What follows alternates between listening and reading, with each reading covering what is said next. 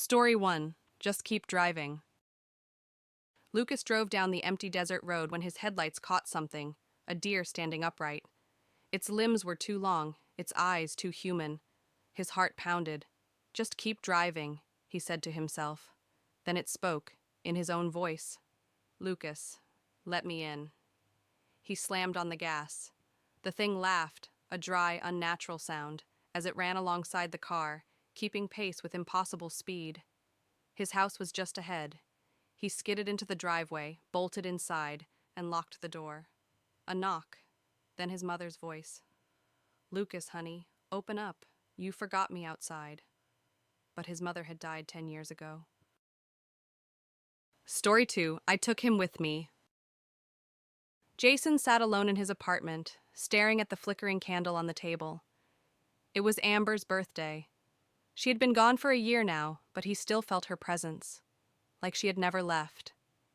That night, as he drifted to sleep, his phone chimed. Unknown. I'm outside.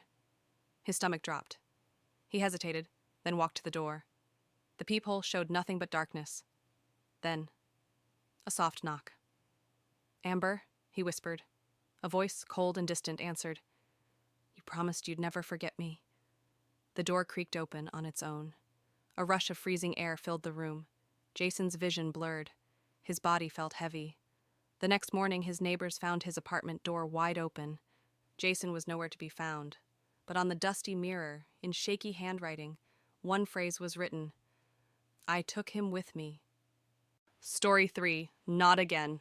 Damon sprinted through the forest, his heartbeat thundering. Behind him, a howl split the night. Close, the moon burned high. His skin rippled, bones snapped. He collapsed, writhing as his jaw elongated, teeth sharpening. No, not again, he whimpered. Then, footsteps. A hunter stepped forward, rifle aimed. Got you now, monster! Damon's eyes widened. He tried to scream, to warn him, but his throat only let out a low, bestial growl. The hunter hesitated. Too late.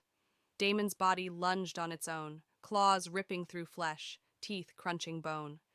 When his mind returned, he was kneeling in the torn remains of the hunter, his own hands dripping red. And the worst part? He was still hungry. Story 4. The Shadow's Grasp. On a moonless night, the Shadow's Grasp, a grand sailing ship, vanished without a trace.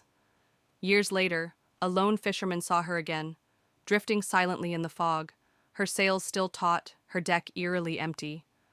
He approached, drawn by an invisible force, and saw shadows moving across the ship's ghostly outline. A crew of pale, lifeless figures stood frozen, their eyes empty, staring into nothing. Curious, he climbed aboard, but as he stepped onto the deck, the air grew cold and thick with whispers. The ship's bell tolled once, and the crew's lifeless eyes snapped to him, all at once.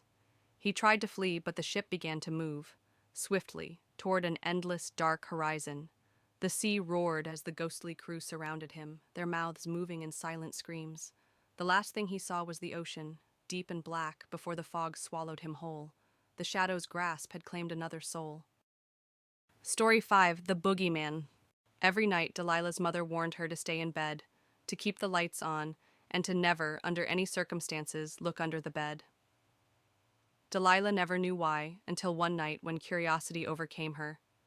The house was quiet, the kind of stillness that made her skin crawl. She heard a low creaking sound from under the bed, like something shifting in the dark. Hesitantly, she leaned over, peering into the shadows. She gasped as she saw two glowing eyes looking back at her. The figure was still, barely visible, but she could feel its presence, heavy and suffocating. Suddenly, a raspy voice whispered from under the bed, I've been waiting for you, Delilah. Frozen with fear, she tried to pull back, but the bed began to shake. The voice got louder, the laughter sharper, and the air grew thick with an overwhelming sense of dread. Her mother's warning echoed in her mind, but it was too late. The boogeyman had finally found her. Like and subscribe.